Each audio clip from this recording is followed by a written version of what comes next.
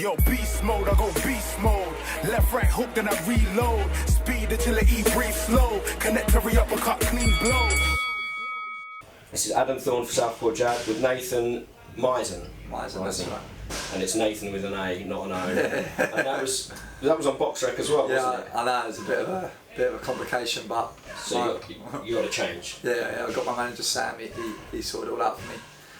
Well, that's good. So, first, thanks for speaking to me. Really enjoyed your debut a few weeks ago at York Hall.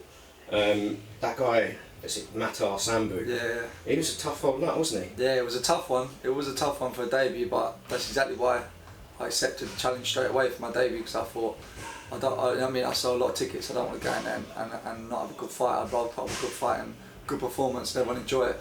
Yeah, I mean, it was a really good performance. Yeah.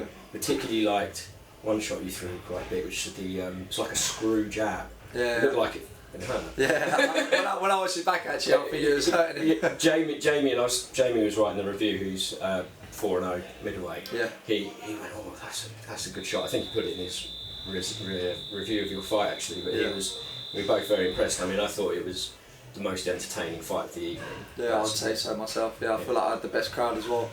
You had a very, very good crowd. It was going mad and it was brilliant. I enjoyed it. That's exactly how I imagined it to be, and I imagined the wrestling to be that, if not better. I mean, as Jamie said, you clearly were enjoying yourself, and you only get one debut.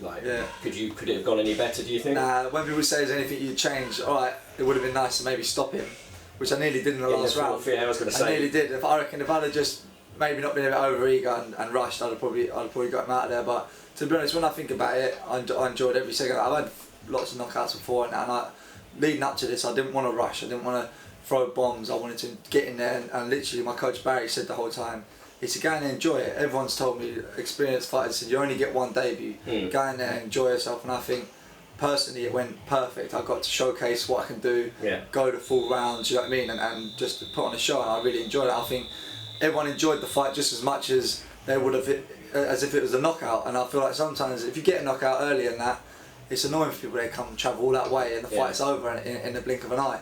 I know the one guy, Denzel Bentley. You must know Denzel. Yeah, I know Denzel. His debut, he knocked out. I can't remember who it was. Anyway, he knocked the guy out in about a minute. Yeah. And he said he sold about 200 tickets like you. Yeah. And he said half of his mates were still outside queuing to get in. Yeah. So yeah. People, I've had that before, and I remember when I was selling tickets, some people were saying, make it go a lot longer than around, Nathan. Yeah. Well, that's good. You're glad you got what you wanted. Yeah. It was a great performance. You look from your Instagram, it looks like you had a nice little holiday afterwards. Where was that? Yeah, I went out to Spain, me and my girlfriend, we went straight out. Well, I had the fight, said loads to everyone, I had to rush home. I laid there for about 2 hours in the bed trying to sleep, but I couldn't. I was just tossing and turning. And then the taxi came and got us at 3, we went straight to the airport.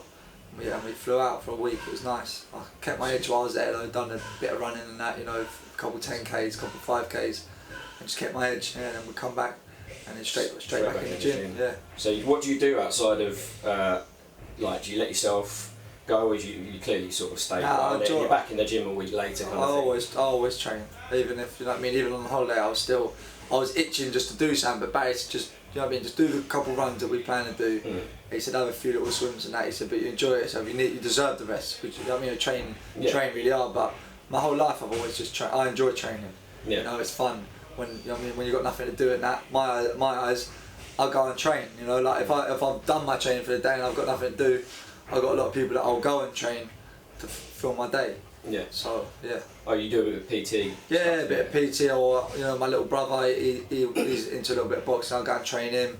Some of my friends, just get him on the pad, just more of like a social thing for me as well. Yeah, good. It's nice that you enjoy it, and keeping in shape will mean that you can get a fight. You can turn up. If a fight comes up, you can. I'm ready when that's exactly. You're going again in 1st of October. 1st of October, 4 weeks. It's not even 4 or 6. What rounds? 4 round, yeah. 4. Do a couple, maybe this one and another 4 round, and I think next year we'll jump on the 6 rounders. So get out twice before the end of the year. Get out twice this year, yeah. That'd be nice. Good. 3 this year. I always like it when you see prospects who are just ready to fight the whole time. Not like, I need a 2-month training camp. Nah, I need to have a fight planned and then a 2. If I could have it every week. If you're just always ready, then you can rack it up 10 fights, go for an area, Exactly. Is that? I want to get them the out. I want to get them out of most fights I can. You know, I'm only 21. I don't want to rush. I want to get the most experience I can. That's why I'm not going to rush things. Just take it as it comes, see what happens. I think that would be the plan. Southern area, you know, go all the way through it. But listen, see how we do October 1st. You know, don't start plan the journey before you're even there. You know what I mean? But Fair enough. I like all that. I know is whatever's there, I'll take it. And obviously, I'm young, I'm eager, but I'm not silly. You got to take the right fights at the right time. You know what I mean? Be clever. You don't want to get over eager and then, you know, rush yourself, and then you're in a bit of a predicament. Yeah. So well, I mean, that sounds like your plan is to just take things as they come. You're not like, I want the British title by the end of 2022. Listen, but let's just say 2023, I want to start making this big statement. You know what I mean? Getting some real tough fights and that, and then take it from there. But listen, if a tough fight comes along next month, I'll take it. Whatever my manager puts in front of me, I'll train up for and I'll be ready. Yeah, and you're with Sam. With Sam, yeah. Sam Kinnock. Yeah. It's pronounced Kinnock, isn't it? Yeah. Can't not be Kinnock, yeah. How did that come about? Because obviously, so you told me you did Queensbury before you were standing on the phone. That's right. You did Queensbury before. How many fights did you have? I had, I think I had 10 What was your record? 10 and 9? 10 and 1-9. And the one fight I had, you can watch it on YouTube, was the worst decision I ever did. Right. After the first round, the boy had a blue head, he looked like an avatar. So, and that's the words from other people who actually have said that, you know. But I was on there, and that sort of kept my edge in boxing, you know.